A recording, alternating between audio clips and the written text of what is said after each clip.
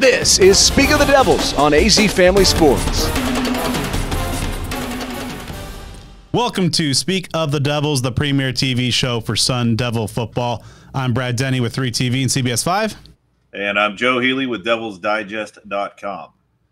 Joe, spring practices are in the rear view mirror, and the Sun Devil roster for 2024 appears set as there are 3 new additions through the transfer portal since we last joined you. The roster is now at a full 84 because, of course, they are going to have to go this year without one of the scholarship counts due to the NCAA violations.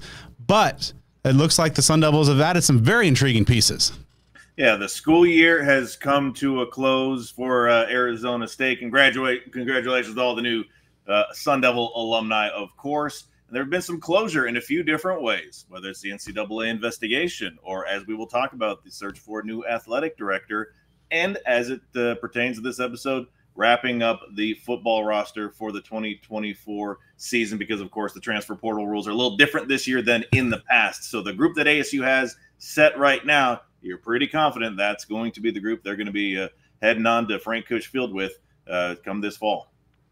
Yeah, the opener against Wyoming is just now a few months away. But, of course, in our last episode and on our podcast, we did a deep dive into kind of where the team was post-spring practices. And one of the key areas that we identified that they need some help, they said so, during the course of the practices as well. They needed help at quarterback because Sam Levitt and Trenton Bourguet were the only scholarship guys left standing after spring. ASU made a move, and it's a guy that has made his mark in college football over the last few years, perhaps for better and perhaps, for some circles worse. Jeff Sims, who began his career with 3 years as Georgia Tech starter before moving over to Nebraska. He's now a Sun Devil. He's a guy that stands at 6'4", 220 pounds, a dual threat quarterback. But while there's been some tantalizing moments in his 4-year career, also a lot of turnovers. Yeah, turnover issues, but he does have some athleticism that he brings to the table, a great deal of experience. For me, this acquisition is evaluated on how he fits into the program. If he's a guy that's going to really be a viable option as a starting quarterback, then I think that maybe that gives you a little trepidation. If he's someone that is going to battle for reps, battle for a depth chart position, I think that that can add some value. And obviously, if it's, an emergency quarterback as well, it's someone that has starting experience. So I think there can be a way that this adds value to the program. We're just going to see how that plays out. Now, I know a lot of Sun Devil fans are probably a little shell-shocked from some of the additions last year at quarterback. And, not to throw the guy under the bus, but how Drew Pine played for ASU, a little similar kind of profile in a sense to what Sims has as far as what he brings to Tempe. So I know ASU fans are certainly hoping not to see that sort of thing again. But once again, I think this acquisition can, in the right circumstance, add some value to the team. Yeah, I totally agree that the context is really key here because while Sam Levitt did enter or exit spring as the presumed leader in the clubhouse right there, you have Trenton Bourguet, the experienced, savvy veteran, perhaps doesn't have the wealth of physical tools that a Jeff Sims has. But, this is a guy who has a lot of experience, which does count for some stuff, and some intriguing physical traits that we've seen Kenny Tillingham get pretty creative. So maybe there's a package here or there that Sims can participate in if he ultimately doesn't get the job. But it isn't another experienced guy in that locker room. And Joe, 2 guys were added to this roster as well that whoever it lines up at quarterback has got to be pretty happy about. Let's start off with running back Alton McCaskill coming over from Colorado, but he made his mark at Houston as the 2021 AAC Freshman of the Year, scoring, I believe, 18 touchdowns there. An exciting running back. Unfortunately, missed all of 2022 with an injury and just was kind of still working his way back. Appeared in 4 games for Colorado a season ago. Yeah, this is like a third time's a charm type situation, I think, for ASU because the Sun Devils recruited him out of high school before he went to Houston. They recruited him as a transfer last year going from Houston to Colorado, and obviously they did that yet again and landed the guy. As you mentioned, a tremendously talented and productive running back from what he did a couple years ago, but he's missed a great deal of time due to injury. But I believe that, the coaching staff did their research on him and his health and what he'll be able to bring to the table and feel confident in that. That position, that was a surprise to me. I mean, that's like kind of one of those best available draft pick kind of things because the running back room, certainly you don't feel that it needs any further bodies because you didn't see too many departures other than George Hart from that group to the transfer portal. So it adds depth to an already deep group. We talked before he arrived as a transfer addition of how is ASU going to spread the ball around and keep all these running backs happy. Now that becomes even more of a thing, but that's a luxury that they are willing to deal with. A very deep backfield, but they're running about 6 deep right now. And then also ASU added help at wide receiver, of course, top wide receiver for the last couple of years, Elijah Badger in the portal. And this move right here seems to indicate that he will not be coming back. Malik McLean coming over from Penn State, started his career at Florida State, where he crossed paths with one-time Seminole offensive coordinator Kenny Dillingham, 6'4", 205-pounder, a guy who's very physical, and with new wide receivers coach Hines Ward. You know that he values a guy who can block for the ground game and block downfield. And McLean seems to be a guy who fits that role, but also perhaps can be a playmaker with his size as well. Yeah, with Badger leaving, they really had to add another wide receiver. There were a couple other options that ASU pursued that did not pan out. So McLean is on board. He was a big-time recruit when he came out of high school. He's got big size. He has 1 year to play plus a red shirt if necessary. So this very likely will be kind of a short-term rental to, try to provide some value in some capacity this year. So again, they just had to fortify that group with that somewhat shocking departure of Elijah Badger. And it's, again, a guy that Kenny Dillingham is familiar with from his days at Florida State. And so with these 3 additions, along with the prior 2 transfer portal additions, that puts ASU at the full 84 scholarship limits that they will have for this upcoming 2024 season. A little bit maybe surprised that perhaps they did not bring in another offensive lineman, but of course offensive tackles especially are pretty hard to get, and it's a very competitive market out there to land some help in the trenches. So obviously a really good looking roster in terms of the playmakers, but we'll see how things unfold in this upcoming season. After the break, we're going to talk about the red-hot Sun Devil baseball team. Winners of 12 of the last 15 will be joined by Scott Sandulli of DevilsDigest.com. Let's talk about the red-hot Sun Devil baseball team with DevilsDigest.com reporter Scott Sandulli. All right, so we're looking at a team right now. The Sun Devils heading into the home stretch. They have won 12 out of the last 15. Right now, just have 3 games left on the regular season schedule: 2 against Texas Tech, 1 against UNLV, and then the Pac-12 tournament, the final Pac-12 tournament. Right now, it's probably the big question right now for Sun Devil baseball fans. What viable path do you see right now for ASU to make the postseason?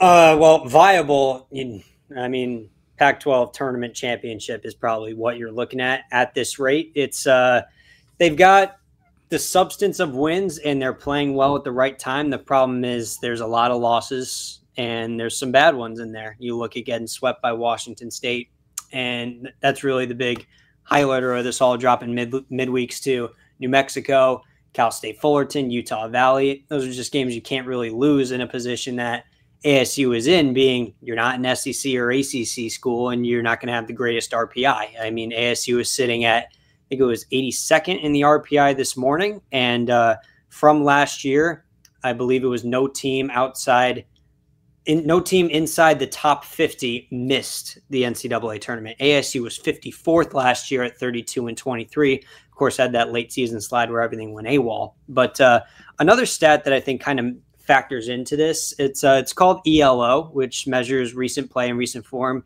kind of in accordance with the players you got. And in that case, ASU's in the low 40s right now because they're playing hot. A lot of guys are playing well, and no team inside the top 50 of that stat missed the field last year as well, but no team inside the top 50 of that had an RPI in the 80s, as ASU does right now. And so there's a lot of comparable resumes that you could talk about with Cal and Utah, respective Pac-12 teams. ASU swept Cal but lost 2 or 3 to Utah. Those are 2 teams that, in my opinion, are on the absolute cut line right now.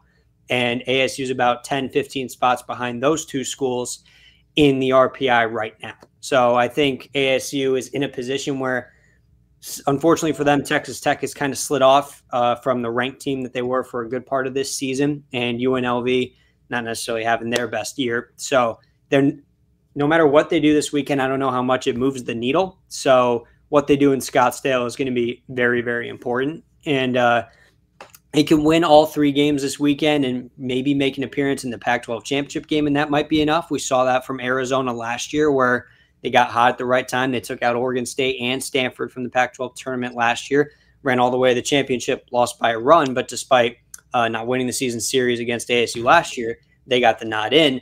a lot of due in part to they were playing fantastic towards the end of the year. That's kind of the script ASU's following right now, but it's obviously different circumstances. We'll see where it goes. My personal opinion is I think they have to win the Pac-12 tournament. A big part of this recent stretch of winning baseball is the scorching bats of Nick McClain and Kian Vu. What has happened with those two guys to really kind of spur these incredible numbers over the last month and a half or so? We'll start with the guy that everyone kind of expected in Nick McClain. I mean, last year he came onto the team about midway through the season, had a wrist injury that kept him out of the first half, and he came on and down ASU's stretch where they just fell off the table and missed the NCAA tournament after contending for a regional host early on in the season. Nick McClain was really the bright spot of a lineup that went quiet. I don't know the stats off the top of my head, but the first day that he got in, I think he was hitting number 2 in a lineup that was the best offense in the Pac-12 at the time. So it just goes to show the kind of talent he's got. And he was supposed to be probably the 3 hitter to start the year this year, but then again had another hand injury that took him out for the first month or so. And I'm not sure if he rushed back or not, but once he came back to the team, it took a while for him to get going. But once he did, oh my, Nick McClain is hitting absolutely everything in sight. I believe he was on a 5-game home run streak about a week ago, just won National Player of the Week where I think he was 15 for 23 in a 5-game stretch, which is just ridiculous. And so he's been that game wrecker in the middle of the order that Sun Devil fans had expected at the start of the season. And now the guy that nobody really saw coming was Kian Vu. And Vu was a freshman last year, kind of a 4th outfielder used in sparingly situations where you would come in for defense late in the game or come in for a pinch hit appearance to work a walk or lay a bunt down. And he is the blossoming that he has undertaken as a hitter is just unbelievable. And he wasn't even in the starting lineup to start the year. He took Nick McClain's spot with McClain injured, but was gradually forced out as McClain came back and some other guys were hitting. Brandon Compton, an outfielder, was hitting the ball really well to start the year.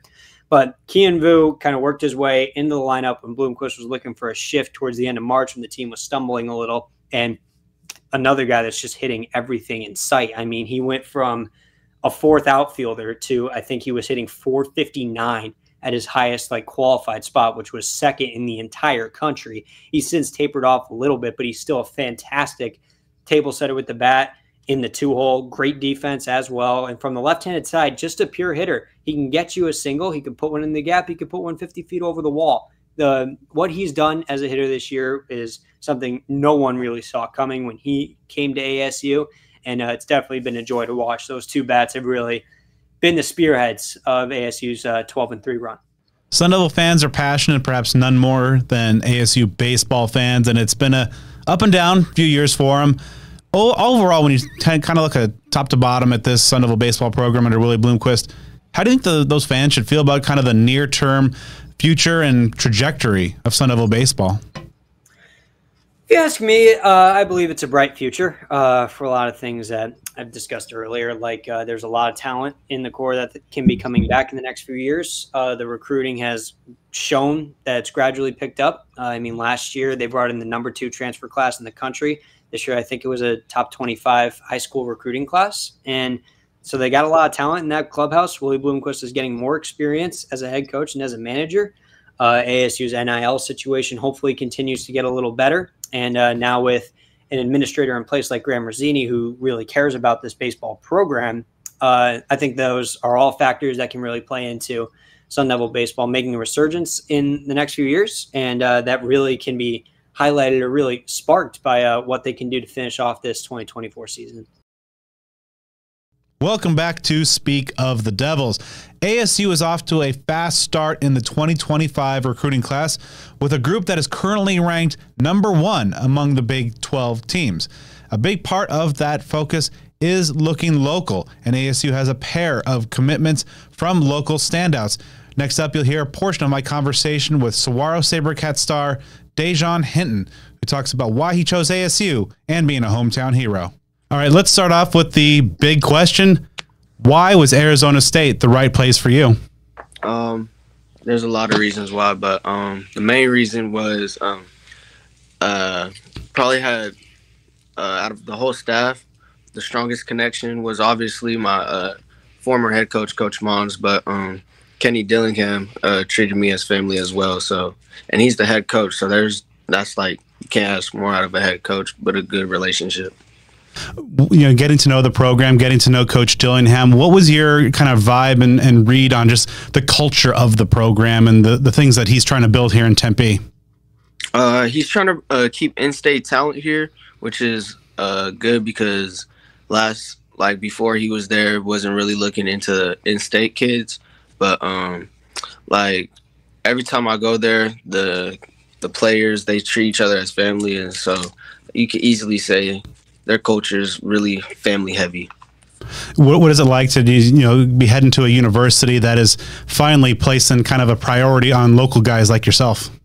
It's something special, and I believe in what he's doing, and we're gonna flip it around with the in-state kids and the other kids that are not in-state. So he's just building something that should have been built a long time ago, which is a great thing. So what's in your opinion, what's your read on kind of Arizona State's reputation locally among, like other elite local guys like yourself, how that reputation has evolved since Kenny Dillingham's got here? I mean, ever since he got there, he's been trying to build a great relationship with the top prospects. And if they're not known as the top prospects, just ballers. So he's doing his job with the in-state kids. So. What is, as you gotten to know not just the Arizona State football program, but Arizona State as a university, what kind of jumped out to you in terms of, what ASU can offer you both on and off the field? Well, I like that they have a business program because I'm more than a football player. I want to get into finance and stuff, and they have that, and just a great environment that's around. Like I live 5 minutes away, so I could just walk over and just like get a feel of the environment, and it's nothing like home. You mentioned, of course, Jason Mons and making that reunion here with the Sun Devil program. What's it like just kind of, getting to work again with Coach Mons? And also, what makes him such a successful head football coach? When he's a coach, he coaches more than just football. He teaches valuable lessons of life, and that's what he did at Saguaro. And I know if I go there, he's going to tell me what I need to hear, not what I want to hear, and that's all you need to be successful in life. Now, as a local guy, how much appeal does it have to be, one of those potential hometown hero type guys, a Chase Lucas, DJ Foster, N'Keal Harry types? How appealing is that to you to have that potential to do that up and rep for your hometown? I just needed the platform. Now I'm about to go do it. And of course, you and Rylan Dillard Allen are just kind of two of the first guys here in the committing to in the 2025 class and kind of building that Arizona connection. Are you guys just kind of working your way and maybe try to rally others to be kind of continue that wave? We've seen the success ASU has had with the Texas to Tempe pipeline, but are you guys going to be kind of at that forefront of kind of the Arizona Stay Home movement? Yeah, I'm trying to get a few players. I'm trying to get Gio Richardson from Basha, Logan Powell from Brophy, Garrett Martin, my teammate, and I'm just trying to get the best of the best that I've seen. So hopefully we can get him to come over. And of course, last season was difficult with the injury and just kind of coming back. How tough was that for you of just not being able to get out there and contribute and maybe put some good film out there? It was tough because I love ball, but I had to view it as a learning lesson and more of a study to the game. Just to see if this is actually something I would want to do. And obviously it is because I stayed engaged the whole time. But my family, the teammates, coaches, even the staff at the school, they helped me hold my head high. So it wasn't just me, it was a collective group effort. Welcome back to Speak of the Devils. It has been about 6 months since ASU Athletic Director Ray Anderson departed office and leaving that role to an interim. And obviously there's been a lot of things going on in Sun Devil Athletics since then and a lot of consternation in terms of from the fan base as to why this process has taken so long, what ASU President Dr. Michael Crow will be doing with this.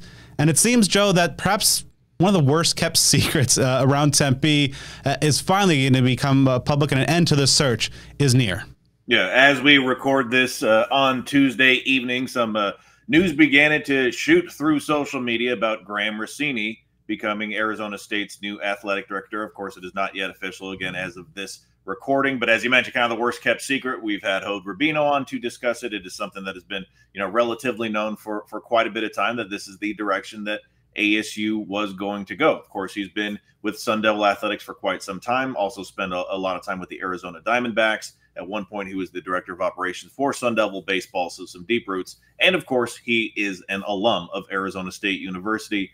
Put Sun Devil Athletics in a very unique position within its key administrators and head coaches, especially head coaches of some major revenue sports where you've got a lot of alumni, Arizona State alumni serving roles there. So we'll certainly go into much, much more detail about this hire in future shows, but we certainly got to touch on it now. A lot of mixed reviews from the public, which is to be expected as far as the knee-jerk reactions to this news. Of course, on one hand, you have Graham's resume that seems to be filled with a lot of impressive elements. As you mentioned, of course, an ASU alum starts there. That kind of mirrors, with head ASU football coach Kenny Dillingham and having that tie there. And, of course, his resume with the Diamondbacks, Major League Baseball, his ability in sports business is pretty good. But also, we have seen in recent weeks that the community, the alums, the fan base, some of the boosters might have a problem with just the fact that it's an internal promotion, not the fact, or almost completely separate from the fact of who Graham is and what he brings to the table, but just the fact that it is a internal promotion and that Dr. Michael Crow did not take a look outside and maybe perhaps explore some external options is brought a lot of fan ire and some pushback, but it appears that Dr. Crow will be continuing on this path and making the move that, as we mentioned, has been long expected. And perhaps another element is, if it is an internal hire and the guy's been here the whole time, why did it take 6 months? But these are things that we'll see, how they play out, how the reception is now. If in fact Rossini is the guy. But Joe, what are your thoughts on just in terms of the internal versus external, kind of given all the turbulence that Sun Devil Athletics has seen in recent years? I think with this, ASU fans just really need to take a step back and see the forest for the trees, because it is disheartening that no matter who the person was, no matter who it was, that since it's an internal hire, there's a certain segment of the fan base that was going to gripe about it. And there are a few different ways that you can dissect that as far as why would people be upset about that. I know that sounds like a dumb question. One thing to address is that Graham Rossini was not at Arizona State University during the time period the infractions occurred that resulted in the NCAA investigation of the football program. So I think that means something, that this is not an administrator who was around for that. I think that again is a bit of a help there. And it's also, and the biggest thing for me is, it's not a guarantee that just because somebody is an internal hire that person is going to mimic and emulate everything that the predecessor did. I think a lot of times, especially for those of us who work like in corporate America, we would think, hey, if I got this leadership position, I would do things a lot different than that boss. That's a conversation a lot of folks have. So time will obviously unfold all the tales that need to be told about how this hire will prove to be. But I just certainly hope that Sun Devil fans can simply get on board with it, give it a shot. The kick in the can of, I will support ASU Athletics when this happens. Little bit aggravating. You've got this new direction of the athletic department. So I say embrace it and see what comes of it. I am highly confident there are going to be some innovative and revolutionary ideas that are going to come into the forefront that Sun Devil fans will be excited about. So again, give it a shot. Don't assume just because it's somebody that was employed by Ray Anderson that this gentleman is going to be an exact carbon copy of that administrator. So certainly a lot of things that'll be thrust on Graham's plate as he takes the job here shortly. And if you'd like to check out extended interviews with Scott Sandulli and Dajon Hinton, be sure to download our full podcast episode. Joe and I will be back with you next month on Arizona's Family Sports.